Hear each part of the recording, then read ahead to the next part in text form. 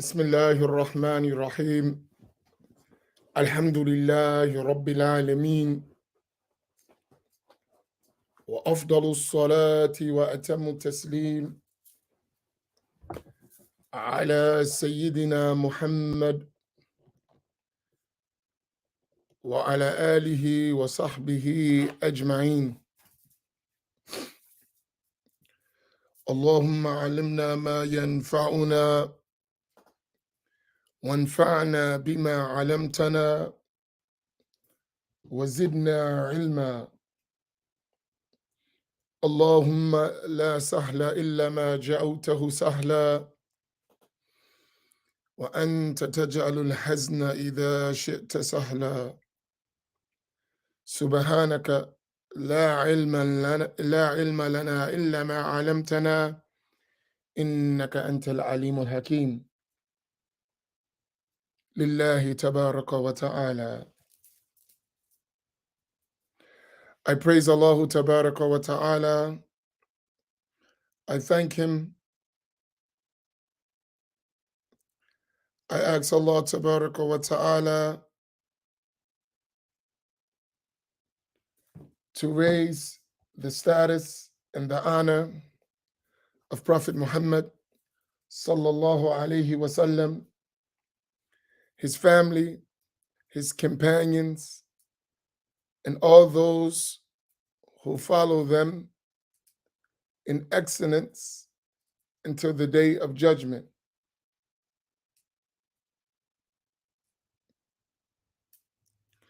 And I ask Allah tabaraka wa ta'ala to grant us the sincere intention. Assalamu alaikum wa rahmatullah. Let me look and see who we have today. Sister Imari wa alaikum salam. Sister Tahira wa alaikum salam. Selena wa alaikum salam. How are you feeling? Why you didn't share good news with me? I hear you have good news. I would like to know too. I thought we was tight. What's up with that?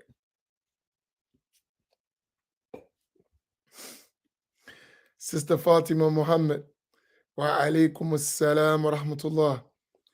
Javina wa alaikum salam. Islam Muhammad wa alaikum salam. Sister Maryam wa alaikum salam. Fatima Burke wa alaikum salam. Ruqayya, may Allah have mercy on you. Alaikum salam. Yuki wa alaikum salam. Samira Abdullah wa alaikum salam. Please tag the genius. Tahira wa alaikum salam. Rosalinda wa alaikum salam.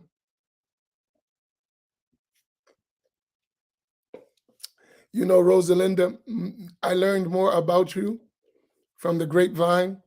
They were talking about your news. And when I learned about you, I was like, wow, she's amazing. Subhanallah. May Allah reward you. A unique person. Subhanallah. She said, what is he talking about? You're a unique person. You know yourself, right? May Allah reward you. May Allah raise your rank. May Allah increase your likeness so that we have many in the ummah like you. MashaAllah. Sister Karima wa alaikum salam. Jackie Hassan wa alaikum salam. Haja Stacy wa alaikum salam. Sister Khadija wa alaikum salam. Imam of the Bumba wa alaikum salam. Abdul Rahim wa alaikum salam. MashaAllah. So we're getting ready to return to our regular studies.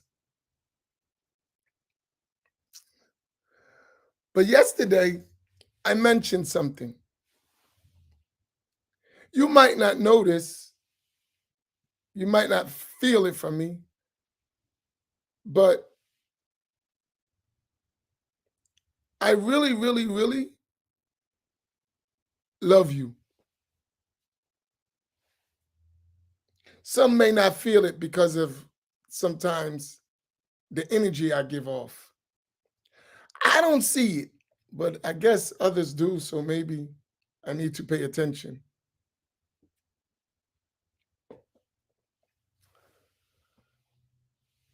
But whatever I say, whenever I speak, whenever I'm adamant about a position, it's because I love you.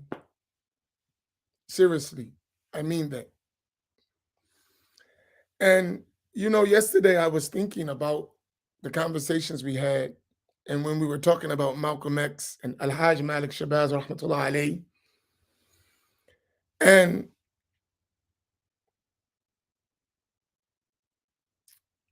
we were talking about Ansars and different stuff, and I just went in my own world out there. I've been through it, so I understand it. And I understand as a people the stages we've been through and we're still going through, trying to be on the right path.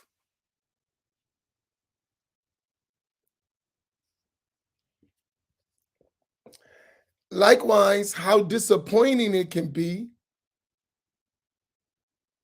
to believe that you're on the right track and to discover that you're on the wrong track. And this was a process that Al-Hajj Malik Shabazz, Malcolm X went through. This is a process that many of us have been through and are still going through. So some may wonder why we keep saying Wahhabi or Salafi. How many of you have wondered that? Why on this platform you hear a lot Wahhabi, Salafi? And more than anything else, why do you think, or put it this way, how many of you wondered why we say that so much? Why are we so critical of that group?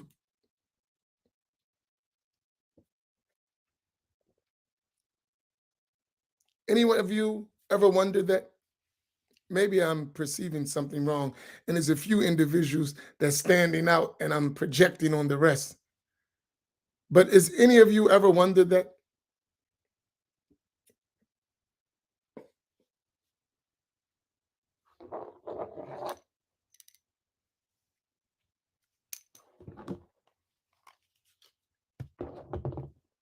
Fatima, you never wondered? Subhanallah.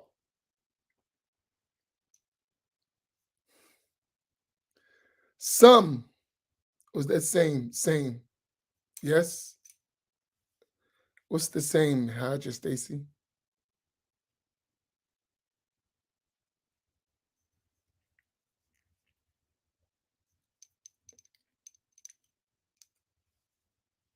Uh,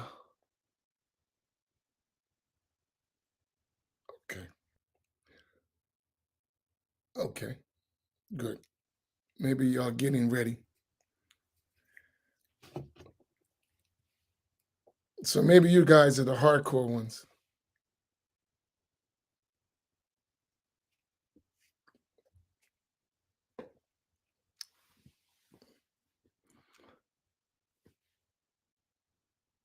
Okay, good.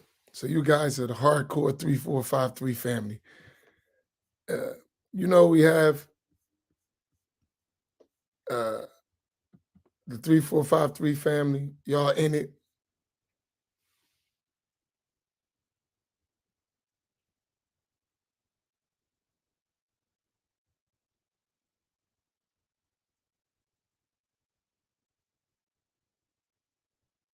Okay, so all of you been around. Good. Well, as I say, with a real 3453 family, please stand up. Please stand up.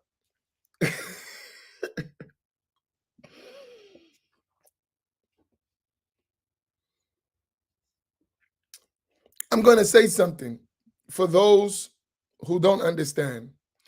There's going to come a time when we learn enough and we're going to look at the Wahhabi Salafi movement, as we look at the More Science Temple, the Nation of Islam, the Ahmadiyya, the Ansars, we're going to look at them the same when we learn.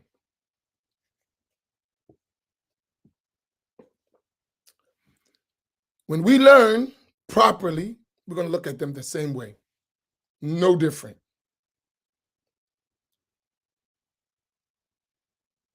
And this, for me to say it like that, is something that I think you really need to pay attention to.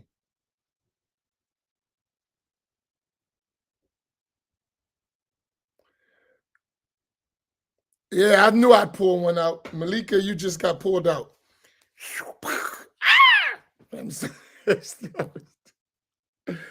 Right?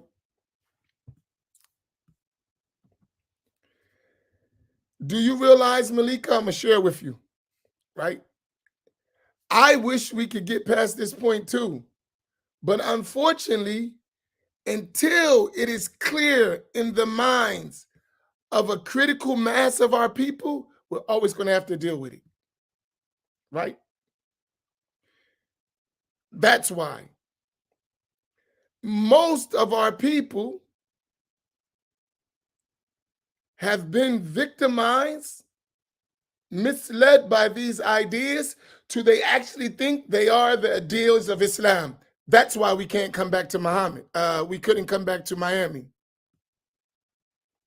If you want the real answer why we can't come back to Miami, it is those ideas. And they're stuck in the mind of people who don't even realize it.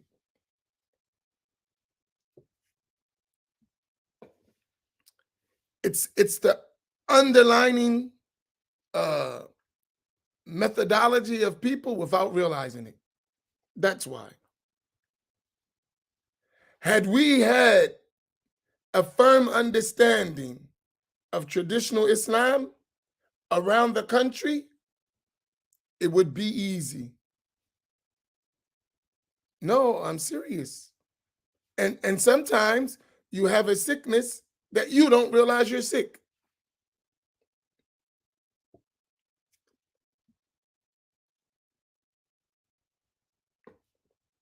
You follow my point? Even when we get people who like on Sunni, Ahl Sunnati wal Jama'ah. But guess what? When you go in their libraries, surprise, all books, pamphlets from that understanding mixed with what is true Sunni Islam. Never fails. I've never seen it fail. So in our community, we're in a state of healing and critical, crucial surgery in our beliefs and in our understanding of the deen.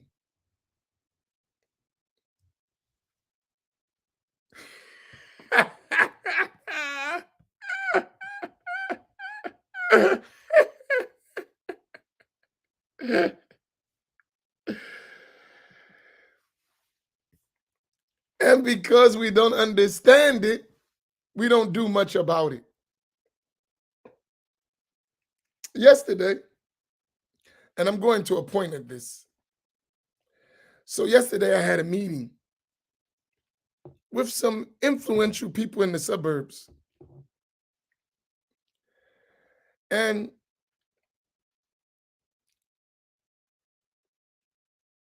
they asked me,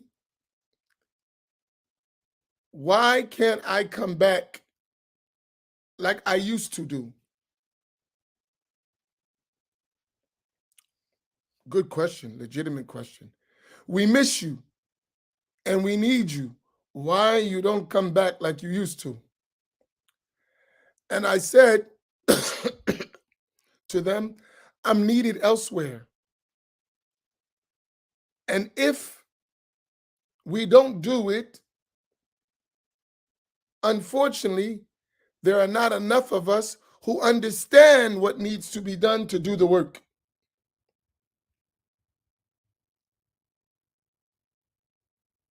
Right? Think about that. If we don't do it, there are not enough of us who understand the work in order to do it. When I think of Malcolm X, and these conversations are long conversations because it's all intertwined. And if we don't talk about it and really examine it, we're going to miss the whole point of learning. And that's why we don't learn, right? There is this trend that has happened to African American people, Black people, that we've always had, as Al-Hajj Malik Shabazz, rahimahullah, described it, as this house Negro, field Negro mentality. It's a mindset.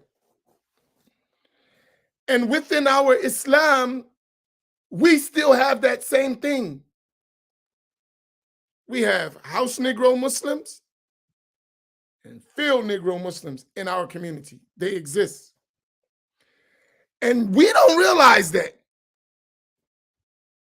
We have, I'm talking in the African American community, we have house Negro Muslims and field Negro Muslims. And they don't mix. And the same description, Al-Hajj Malik Shabazz, Malcolm X, and I'll use that so it's easy for everyone to understand. I'm not trying to cater to someone else, so I'm only going to say Al-Hajj Malik Shabazz. I'm not going to do that. I'm going to say Malcolm X, so even our people who are not Muslim or who are new know exactly who I'm talking about. And he had no problem with that.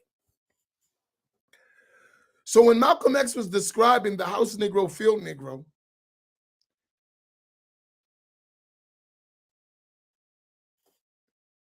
he was describing a mentality, right? A mentality that still exists in Islam.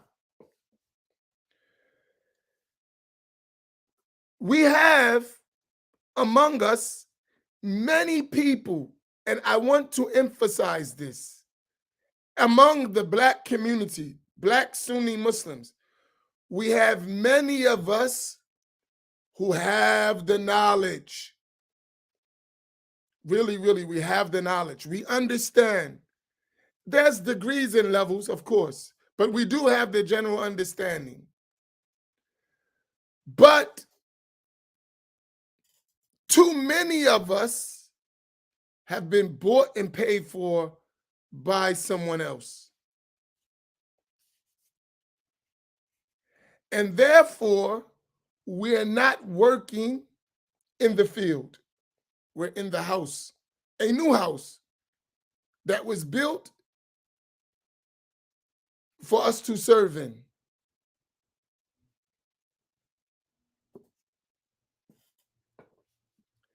And for all intent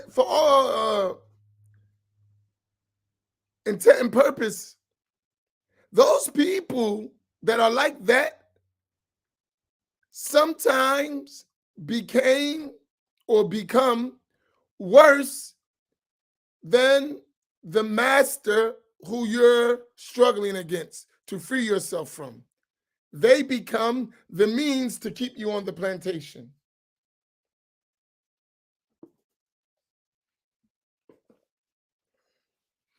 And what that becomes is an elite class.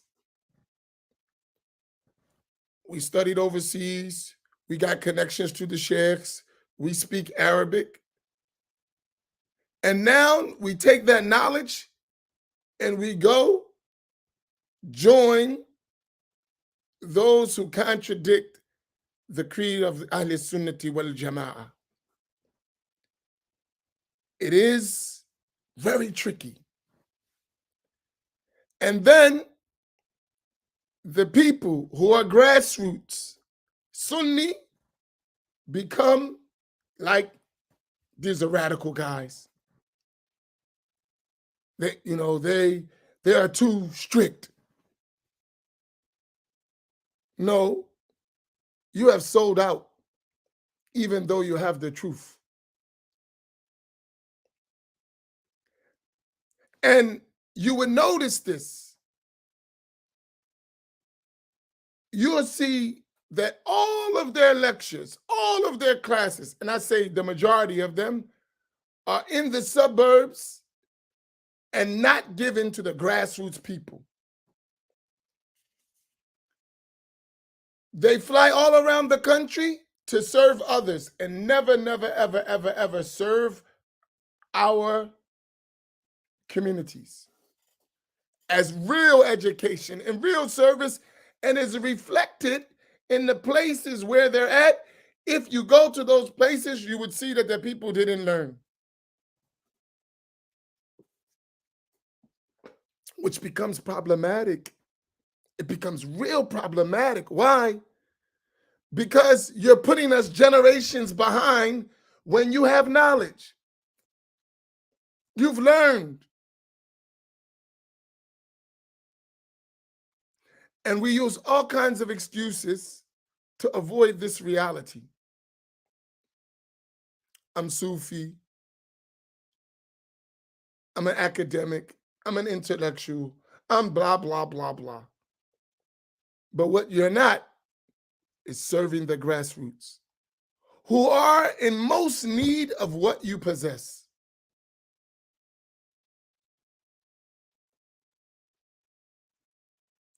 A lot of times I get a lot of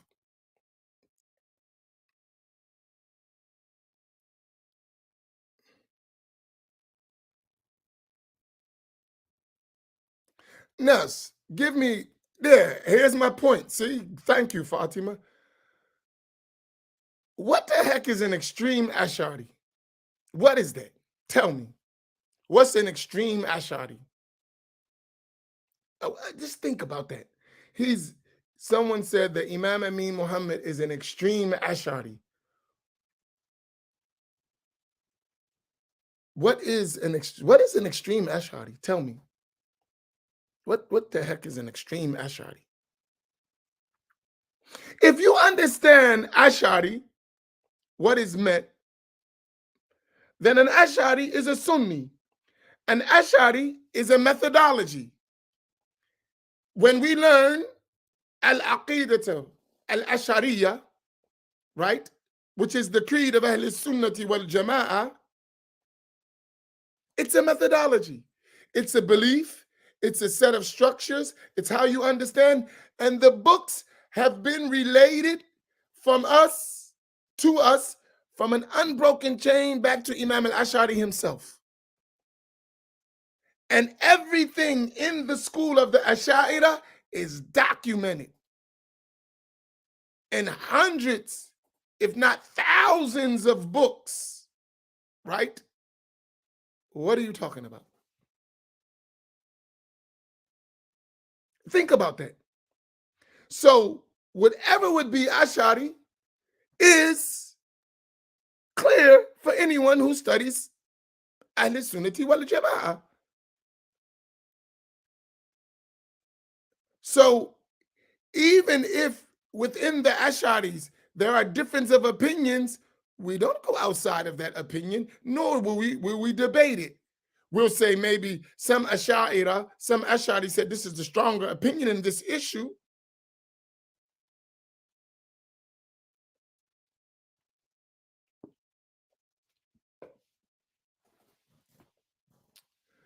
Right? And I'm not defending me. I'm just saying my point. And you know who usually says that? You would believe it or not. You would think sometimes that is a Wahhabi or a Salafi saying that. No, sometimes it's someone who's an Ash'ari saying that, which is crazy. What is an extreme Ash'ari? Tell me. Like, explain.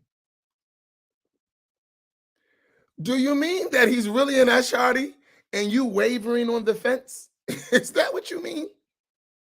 Is that a nice way to saying he's not willing to compromise our religious principles?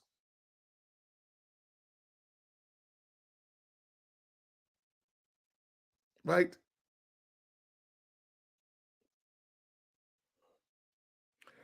So what I'm saying is that's like saying he's an extreme Shafi'i or extreme Maliki or what is the extreme Maliki? Does he follow the madhab or not? Right? Is that the school or not? Simple, right? Uh, and this point we need to understand. Ash'ari, Maturidi, in Aqidah is a Sunni Muslim. But just saying I'm Ash'ari or Maturidi is not sufficient without knowing the creed and the beliefs of the Ash'ira and the Maturidiyya. Do y'all follow what I mean?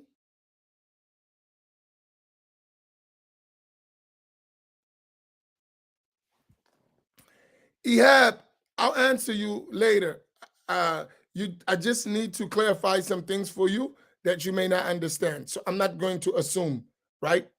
I'll come back to you. Just hold your horses. It's easy. It's an easy explanation. If you have basic Islamic knowledge, this stuff is easy. It's not really difficult. So let's not distract because I understand some of us are trying to articulate things we don't understand. I understand that already, right? Right? I understand that. So as we know that many of us have ideas in our mind, but we haven't learned how to convey them. So they don't come out right. They sound like strange. And it may not be that. You just don't understand how to express. And I would give us the benefit of the doubt in that, right? We have to learn how to express. We make mistakes in that. We mean something, but sometimes when we utter it, it don't come out what we're trying to say. And I understand that. So I'm not going to jump on you, right? And if you are misunderstanding, we'll clarify it, right? But let me finish my point. So in all of these madhahib, these schools, these are methodologies that have reached us continuous from generation to scholar to scholar to scholar, all the way back to the imams of those madhabs, and from the imams of those madhabs to the scholars of the Salaf to the Prophet sallallahu alaihi wasallam, unbroken chains. Do y'all understand that none of this is broken with gaps? All of it has reached us from generation to generation to generation to generation up to the point of codification back to the Prophet sallallahu alaihi wasallam. Is this clear? Is this point clear? Even if you don't realize it and you don't know how to do it, it exists. And if you stick around and you learn, you will get it. This is not something that I'm saying like off my hip. All of these cases have reached us with an unbroken chain. This is our religion. That's why we say what we say the way we say it.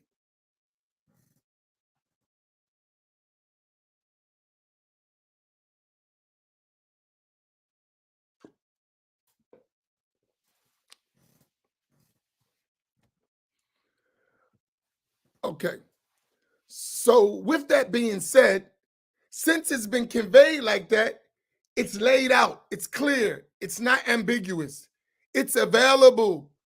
You just have to be given access.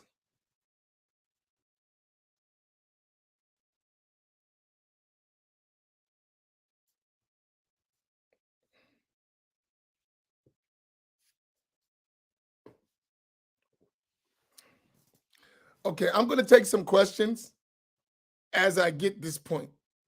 So, Garrett and Ehab, don't lose your questions or your statements, which really should be questions because they're statements, but they're not definitive. So, we're going to clarify. And listen, we're family. Even if we don't understand, it's all love. We're family. Please keep that in mind. Can we all put up this real quick? Just so we all keep focused. I don't want to lose focus in this. This is a hard job, trust me. It's not easy, right? Can we all put that up? We having a family discussion. I'm not having no enemy discussion. If you're not family, get out, right? Right?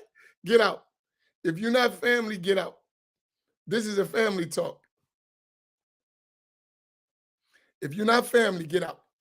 I don't want to talk to you right now. If you don't feel like family, get out. This is a family discussion. And all are welcome to join our family. So, but there's a position before you join. We love each other. Even if we disagree, we love each other. Y'all follow? So family, we can talk, we can disagree, and there's no love lost, right? So when I'm saying and listen, I don't have to be right. I could be right, I could be wrong, right? I believe I'm right.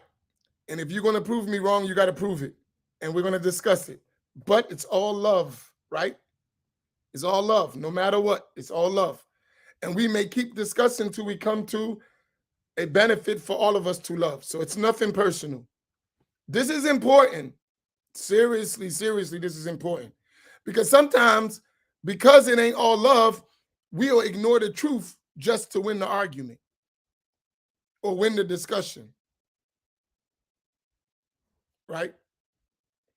It's all love.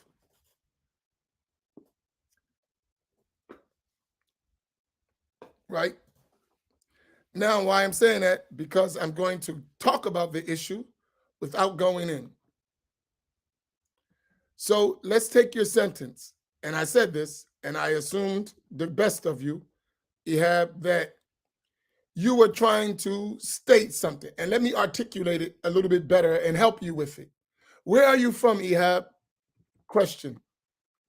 Just so we can be more clear. And I hope you don't mind having this discussion.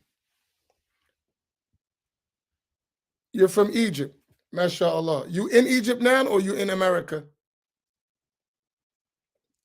Or Europe? Where are you at now? Where are you listening from?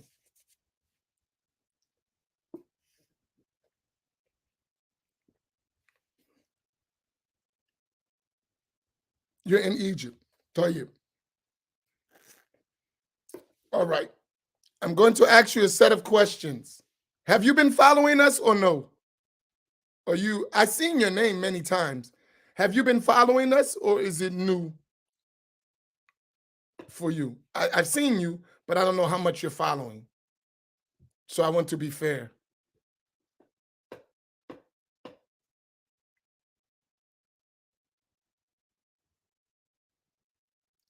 And you can answer. I mean that our Islamic religion is the Quran and the Sunnah. We should not be fanatical towards any group. I do not mean that the four schools of thought are wrong. Okay. There are many things in this statement that we should unpack. Many things. Number one, our Islamic religion is not just the Quran and Sunnah. Since you've been listening, and I'll ask all of you to engage, what are the primary sources of learning Islamic legal rulings? What are the primary sources, according to Ahl Sunnati wal Jama'ah, for learning legal rulings? That's a question. Ihab, you can answer too.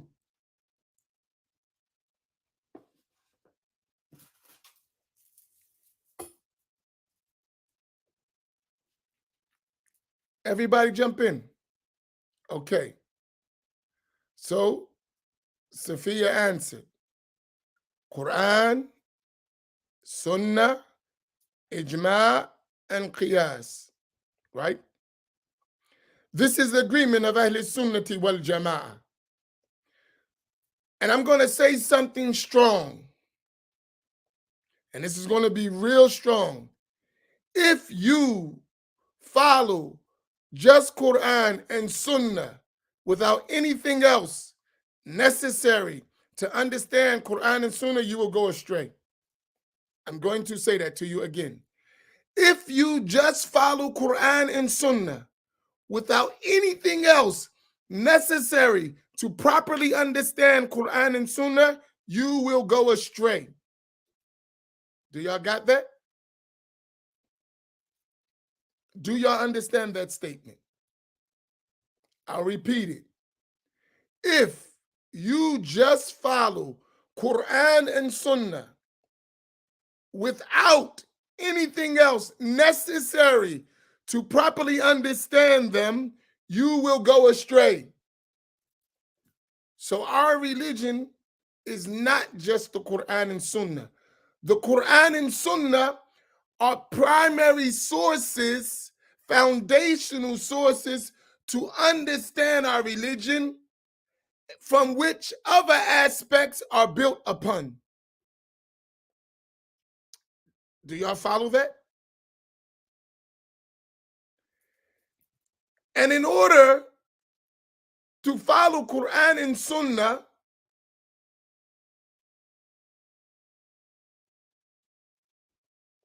I got you, Ehab. I already understood that. We already understood what you were saying. We got you. We understood exactly what you're saying, and I thought that of you in the beginning. So I'm just clarifying, right? So therefore,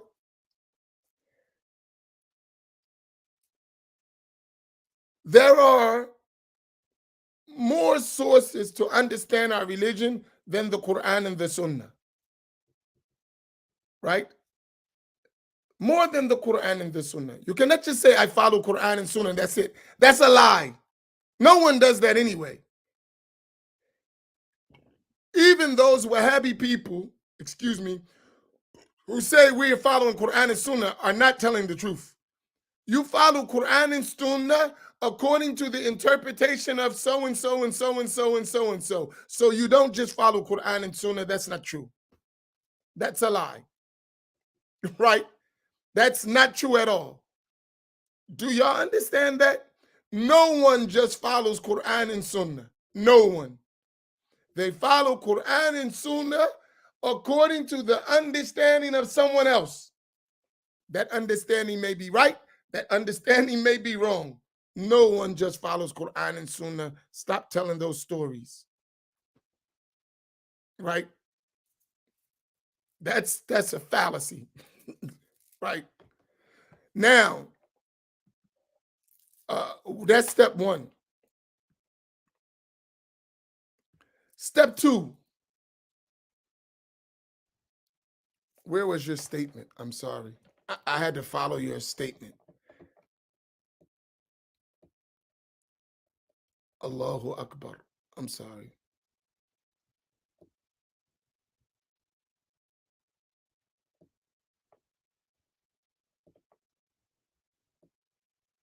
So that's one.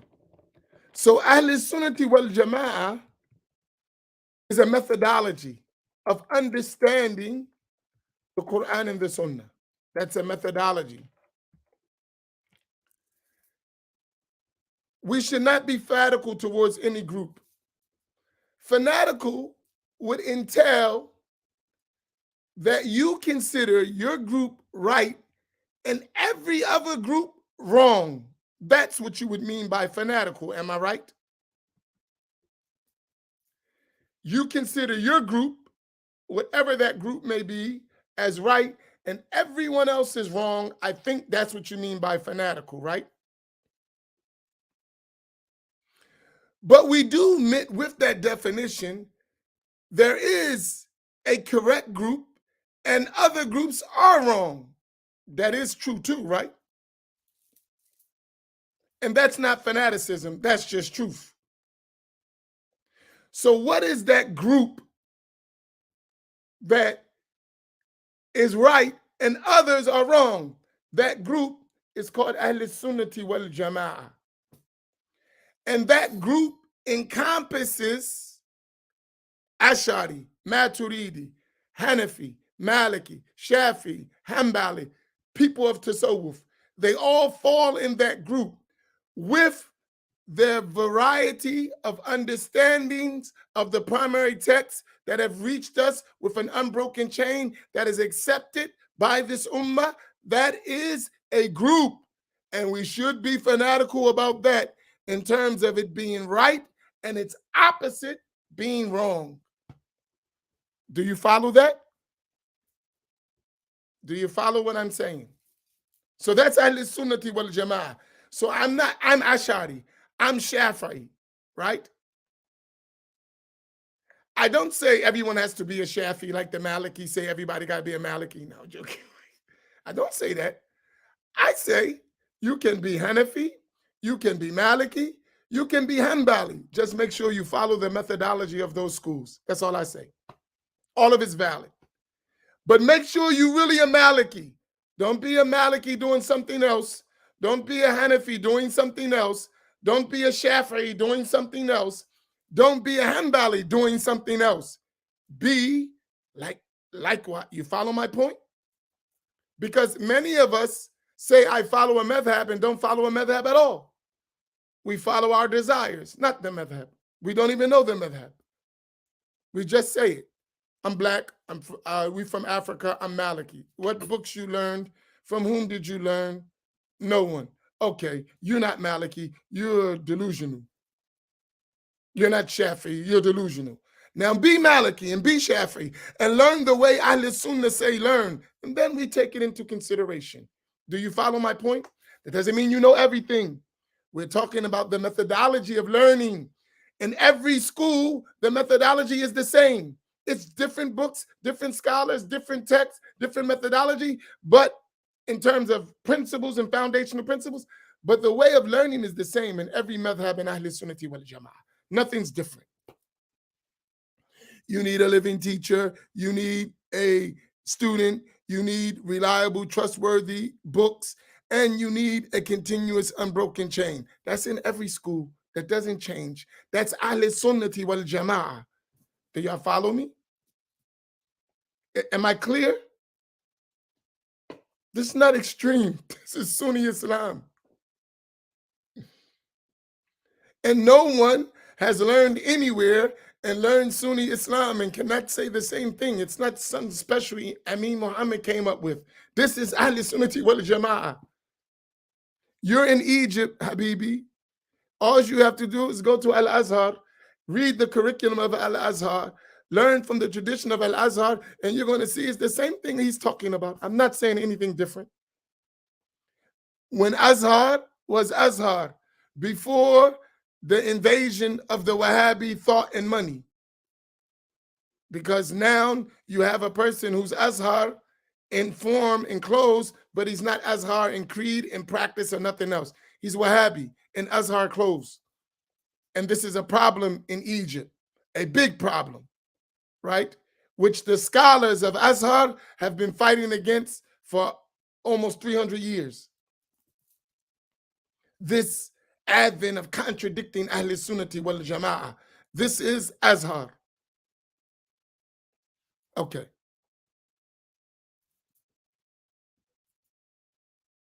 So now, and when we say the four schools, you can't follow all four schools. We're not built like that. You have to follow one school in one legal ruling.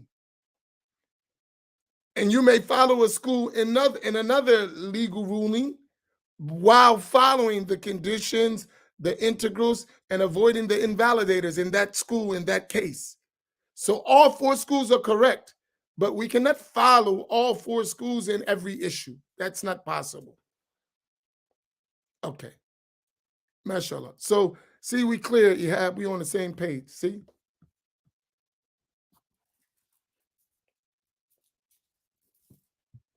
All right. Now let me go to the other question. This is important to me. I think if we get this, we can just learn. But it's a struggle getting us to understand this.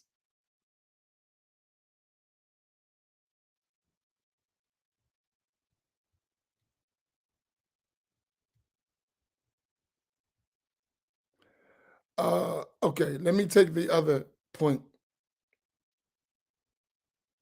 Was asked by brother Garrett. Garrett. Where's your question, Habibi? And what I meant by if you're not family, get out. Because the discussion we're having is a love discussion. And if you're not family, you're not going to understand the place of love. You're going to take it differently. So the conversation for you is not available at this point. I don't mean to send you away to get out. I mean, get out if you're not going to come in love. But if we in love as a family, then you're going to understand the conversation. But if you're going to get offended, you're not listening, you just stubborn, and you don't have love for each other, then we're not going to have a real conversation. So you're wasting time with you. So come in as a family member, even if you don't agree, but come with that love. We can have the discussion all day and we'll never separate as a family. Do you understand what I mean by that, sister? Barakallahu bikum. Right? So, brother, let's settle this. Okay. The main proponents and leaders of Salafi jurisprudence have ruled that Ash'ari is not a deviation and a legitimate interpretation of Islam. What are your thoughts on that? Lies. Lies. First of all, if we say Salafi jurisprudence, number one, what is Salafi jurisprudence? What is that?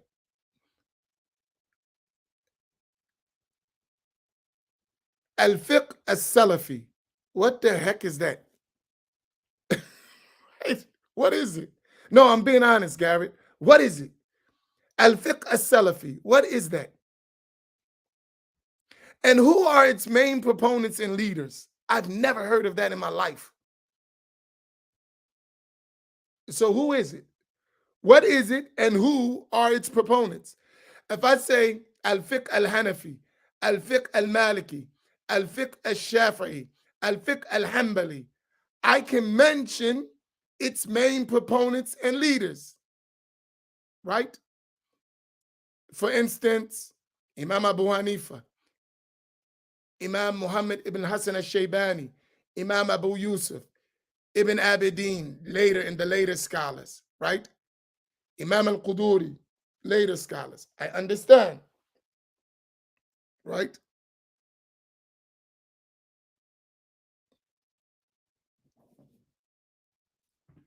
Oh, you were responding. I'm sorry.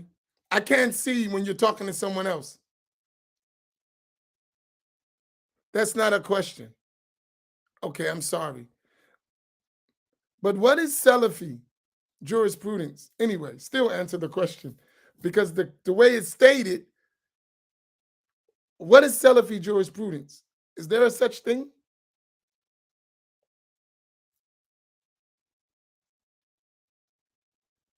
Right? No such thing. Right? That needs to be clarified. There's no such thing. And the main proponents of Wahhabi doctrine, they consider the Ash'aris deviant. So who are these main proponents of leaders that we're talking about that say the Ash'aris is not deviation? Who are they? I don't know who we could be talking about that are considered main proponents and leaders of the Salafi minhaj who say the Ash'aris are not deviant. Who are they? Who are they? Tell me. I don't know them. And I think that's the thing we're missing. Who are they? Who are those main proponents and leaders of the Salafi way, so-called Salafi, Wahhabi way, who say the Ash'aris are not deviants? Who are they? Who are they? And guess what? Any of them who say that, according to the main proponents and the Salafis, are deviant. That's how people get kicked off the minhaj. Trying to be negotiating with Asha'ira and Maturidiyah. It is a part of their methodology to consider the Ash'aris and the Maturidis and the four madhahib as misguided.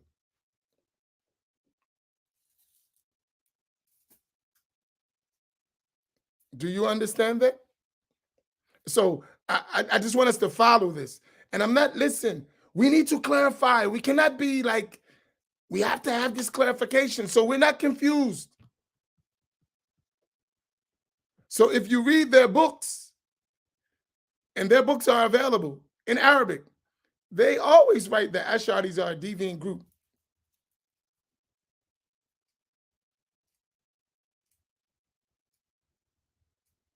Right? Bin Baz, Ibn Uthaymeen, Fawzan, and all Al-Albani, who died, all of them are students of one another, and all of them say that Ash'ari are deviant.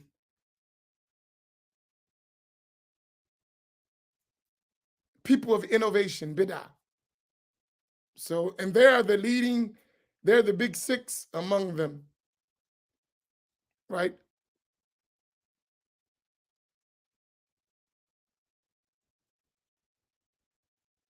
Do y'all follow my point? Don't be misguided.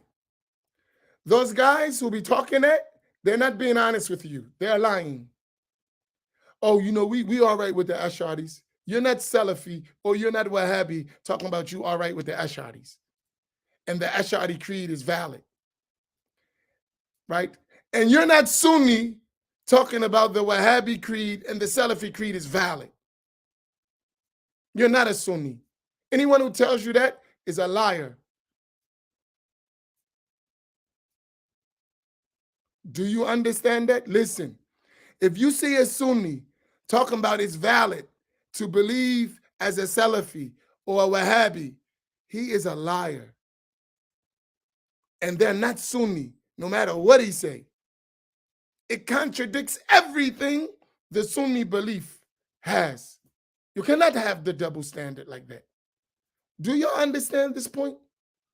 These are diametrically opposed beliefs. You cannot have both. It's impossible. It cannot exist. It's impossible. Do we fully understand that? And this is not fanaticism. This is the truth.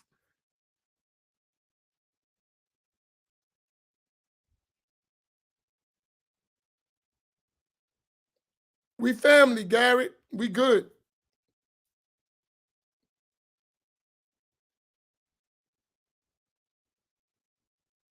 It's not straddling the fence.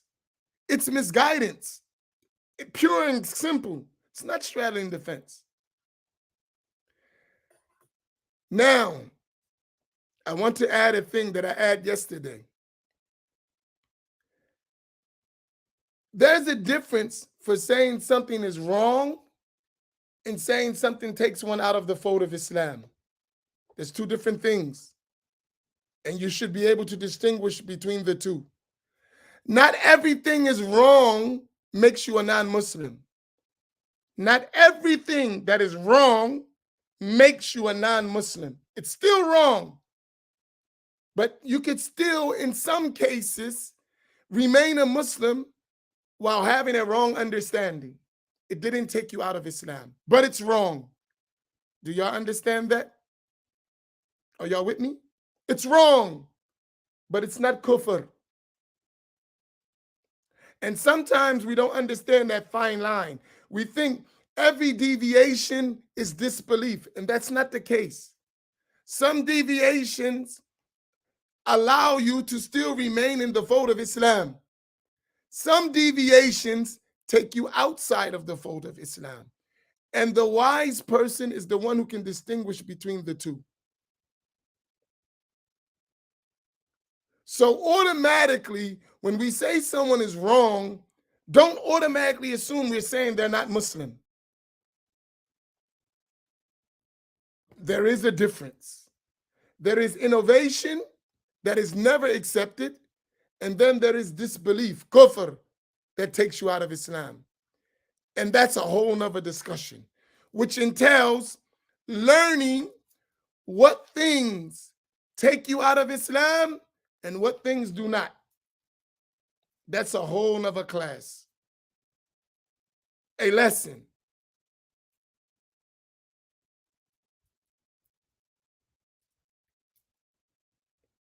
That's a good, thanks, Farida. That's a good, maybe we can do that.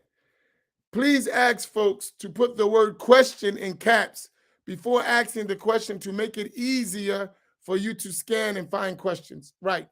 That's a good idea. You know why I say that? She's right. Because I don't see your conversations. I see words, but they don't come as conversations. I'm on a whole nother platform. I'm not on the same platform as you. I'm not on Facebook or YouTube. I'm broadcasting through Facebook and YouTube through a whole nother platform. So I see your comments, but I don't know that you're talking to someone else. I see them as just comments. Maybe they would advance and they start to let me know that, but not there yet. So all I see is your question separate or your statement separate. I don't see it connected to something else unless you put to so-and-so.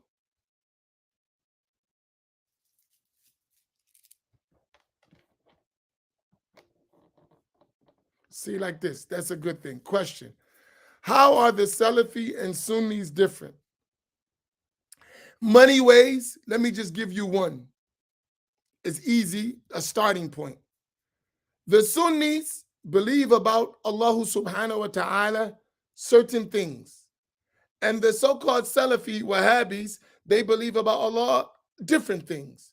For instance, the Sunnis, they believe that Allah tabaraka wa ta'ala exists without a place or a location or a direction. The Wahhabis, they believe that God is above the heavens in a location, which is above the throne, above the heavens, and that is a place for him. These are diametrically opposed beliefs. That's just one example you can't avoid. And you can't have both. One is right and one is wrong. And if you can't distinguish, you don't know your religion. If you can't distinguish which one is right and which one is wrong, you don't know your religion. That's just one example among many. We have total different beliefs. We do not believe the same thing at all. We don't believe the same thing at all. Do you follow? We don't believe the same thing. So all these people is this like with this idea is that we're going to Rodney King this thing. It's not going to happen. It's not. We would be wrong saying that because we're going to have to accept something wrong.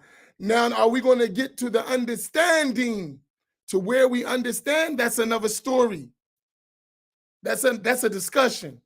But we can't just say, okay, let's just get along no matter what we believe. No, that's not permissible. It's not valid to do that. We have to clarify. You follow? That's one example among many, many, many, many, many, many, many, many.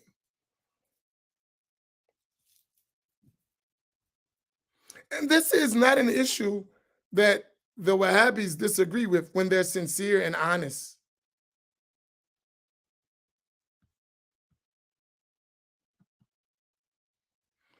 Give you another example. The Sunnis, they believe that Allah subhanahu wa ta'ala's attributes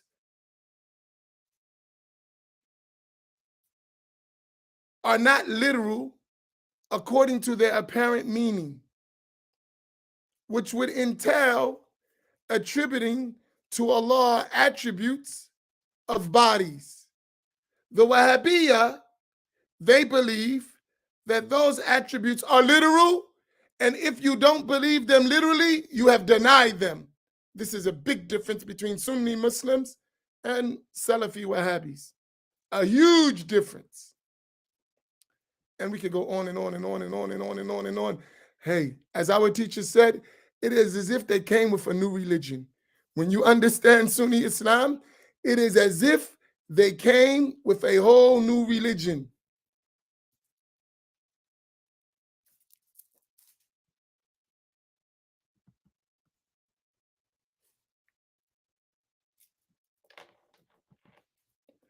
Question: how factual is the statement that we can pick and choose opinions and legal rulings from any of the four schools since they are all valid, that we don't have to stick to one? It's true in the sense, if you meet the conditions and fulfill the integrals and avoid the invalidators in a different case. It's true. But you notice there's conditions to it. So you don't have to follow a school in every single legal ruling.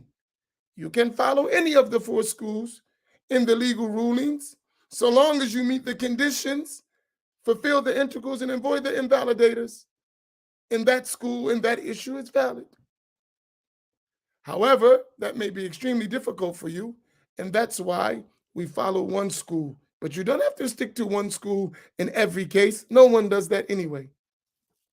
No one follows one school, one ruling in every single case. The world doesn't work that way. You follow? Long as you're within Ahl Sunnati wal Jama'ah.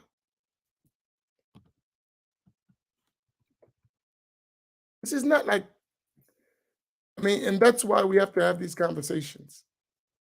Even if they're uncomfortable, we have to have them. Because it has a great impact as to where we're going in the future as a people.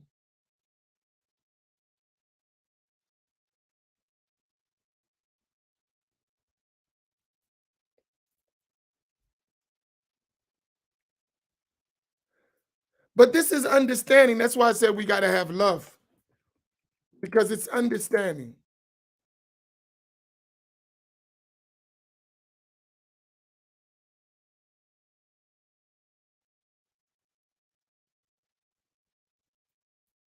Y'all follow? All right. Is that clear? And I say this because I honestly believe if we don't get this right, this is my honest belief, and I doubt if I'm wrong, but I could be. It's possible. Allah can do whatever He wants, right? Within the mumkinat, within the permissible matters, right?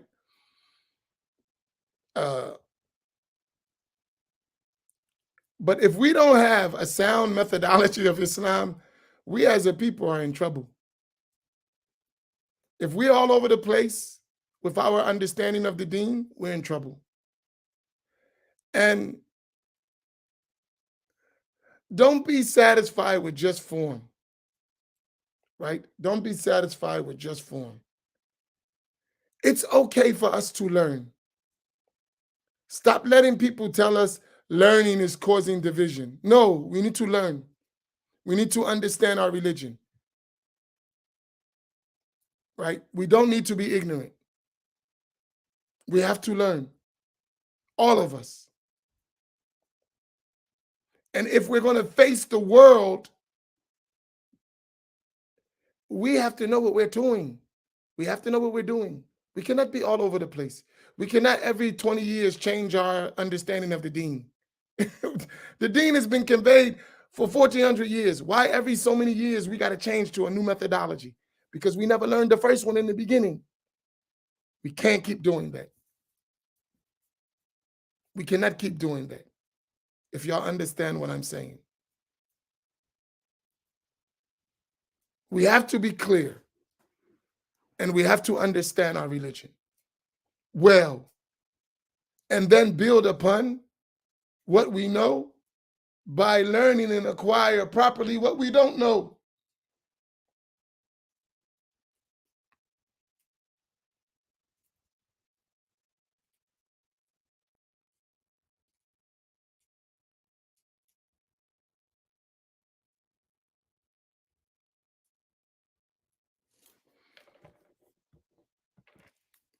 What do we do when a very strange fatwa is issued that contradicts what we have learned about Islam?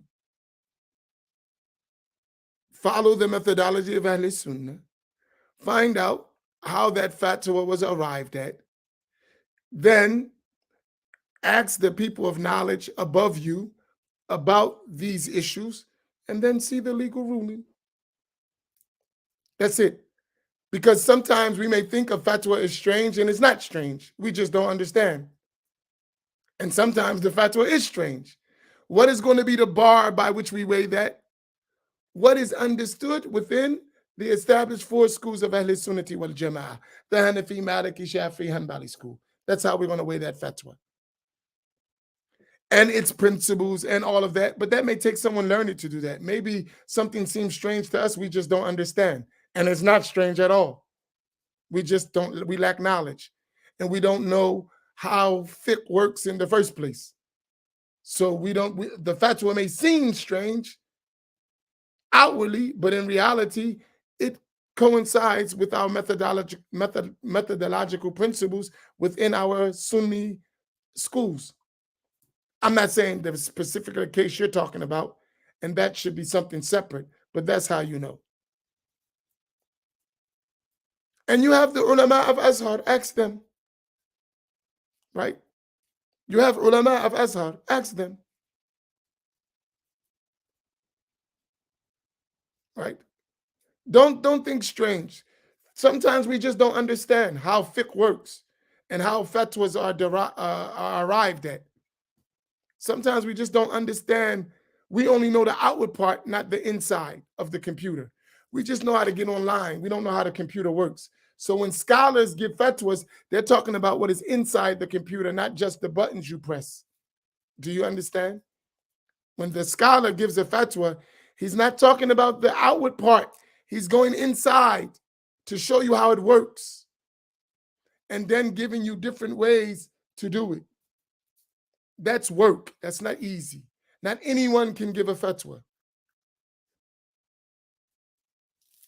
So when you look at a fatwa, don't just say it seems strange because I never heard it. Find out how the fatwa was arrived at. And it may make a lot of sense after you learn. Right? Yes, that's important. We have to admit we don't know. And like that should be a basis for us. I don't know. I need to ask. I need to seek more knowledge. And then the more you seek knowledge, there are going to be some things you understand because you have the tools to understand how that shit got to that fatwa. And if it is valid or invalid, why? But for us, we have to first learn the outward methodology. We have to learn how to log on first. And by analogy, we have to learn how to log on. So we need to be learning basic books, like Imam Naeem mentioned. Most of us, unfortunately, have never studied a book of fiqh or a book of aqidah from cover to cover with a living teacher. So we don't even have a clue of fiqh itself. We have to fix that. All right, I'm going to stop here. I hope this is of some benefit. Uh,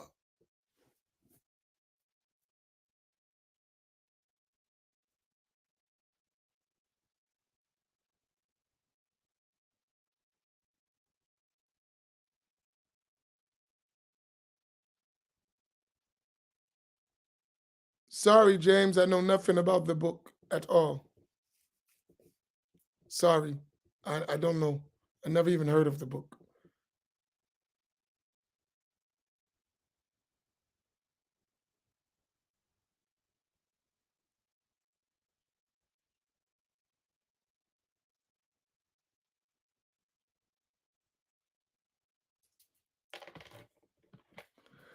Too many to name.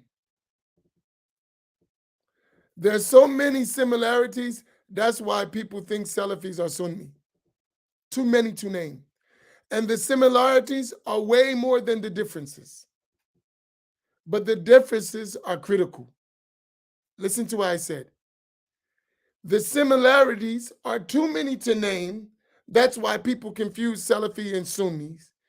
But the differences are too critical and crucial to ignore.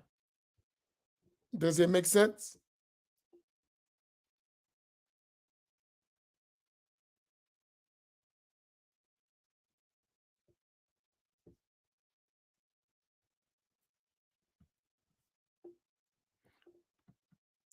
So you cannot enumerate the similarities, it's too many, right? But those differences, they're severe differences that you cannot ignore.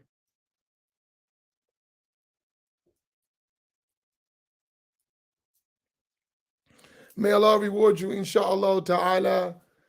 We'll see you later. We're going to be moving up to 2 classes a day, inshallah. So right now we're still working that out. But we have a lot of work to do, and we can't uh, uh, we can't rest. We have work to do, as you can see. So we'll be moving classes, but the night classes, there will be some at night. They won't be that long, and they won't be scheduled because I have to adjust my schedule. So I don't know what time all the time I will be doing them. I'll try to make them after Maghrib time, between Maghrib and Isha. I'll try to make them in that area when I can, right? But it's going to take time because I have to restructure my whole schedule. But we need them, inshallah. We have a lot of work to do. And I want to build us up before the next summit so that we can move to another page. But we have a lot of learning to do that. May Allah reward you all. Barakallahu fikum. Wa sallallahu ala Sayyidina Muhammad wa ala alihi wa sahbihi wa ala alihi wa sahbihi ajma'in. Good question. I'm going to say this, even though Sheikh won't like it, but I'm going to say it. Because we got to stop faking each other out.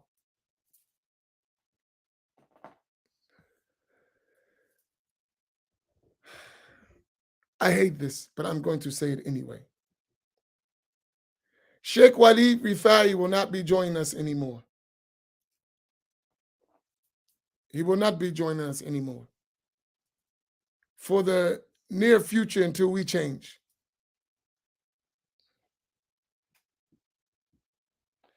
There is realities that we must face, right? There are realities that we must face. This is America. People have to live. People have to take care of their families. We cannot just think everything people can do without being compensated, and it ruins their own life. You notice I said, I want to do the night classes, but I have to structure my schedule to allow me to do it. Not everyone has that luxury. So unfortunately, Sheikh Walid Rifai has to take care of his family. And the time he allotted for us now is occupied with earning a living for his family. So when we said about donating and supporting, and I tell you all the times that I need to give people, help them out. I need to compensate them. Or we're going to lose teachers. That's reality. No matter how much someone loves you, if they can't do it, they can't do it. So we have a responsibility of facilitating that, right? And we're working on it. But we all work. All of us have means of earning a livelihood, right? All of us. And it's real. We have to do it. So please learn our lessons when we don't do our part in supporting and donating. We're going to suffer from that. Trust me. We're going to suffer from that. Right? But inshallah, he will be able to join us when his schedule allows. And inshallah, we will do our part to facilitate for him and others to join us regularly because we would support our own initiatives and be able to compensate our teachers so that there it's easy for them to do the work, right? And I think that's the nicest way I can say it. I hope that's nice. And I hope that if the Sheikh is listening, that he understands why I say what I say. Because it's a real thing. Allah subhanahu wa ta'ala has blessed me, myself, that my life works for what I do. And it doesn't affect me like it may affect others. But I understand if it ever did affect me, I would have to change and do something else. So these morning classes would have to stop. I can't do it, right? But Allah facilitated me means. But don't think everyone is in the same situation. We're not, right? So when we say donate, no one is asking you necessarily for themselves.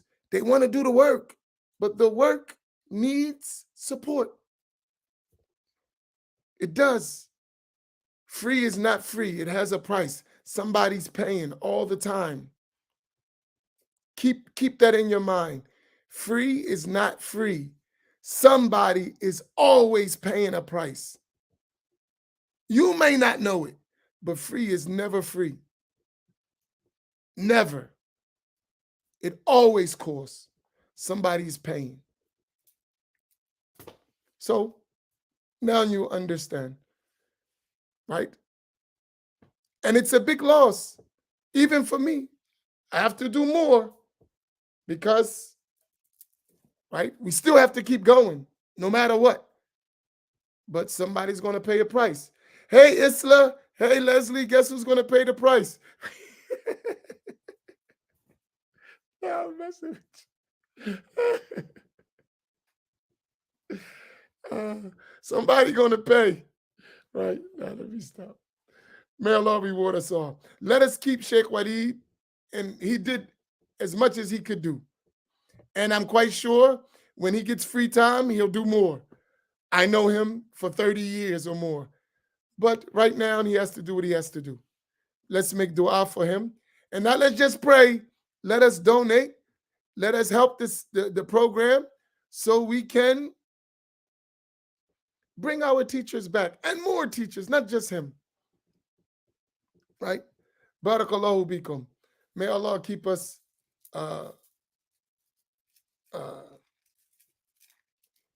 together as a family. When you look at it differently, you will get different results. Barakallahu bikum. Wassalamu alaikum wa rahmatullahi ta'ala wa barakatuh.